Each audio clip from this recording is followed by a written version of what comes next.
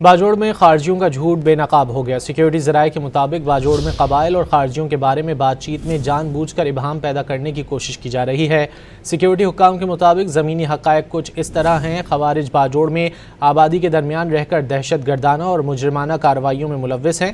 खैबर पख्तूनख्वा की हुकूमत बशमूल वज़ीर आला और सिक्योरिटी हुक्काम ने वहाँ के कबाइल के सामने 3 निकात रखे। पहला नुकता ये कि इन खारजियों को, जिनकी ज़्यादा तादाद अफ़गानियों पर मुश्तमिल है, को बाहर निकालें। दूसरा ये कि अगर कबाइल खवारजीन खुद नहीं निकाल सकते तो 1 या 2 दिन के लिए इलाका खाली कर दें ताकि सिक्योरिटी फोर्सेज उन खवारजियों को उनके अंजाम तक पहुंचा सकें। तीसरा ये कि अगर ये दोनों काम नहीं किए जा सकते तो हद्दुल इम्कान हद तक नुकसान से बचें, क्योंकि दहशत गर्दों के खिलाफ कार्रवाई हर सूरत जारी रहेगी।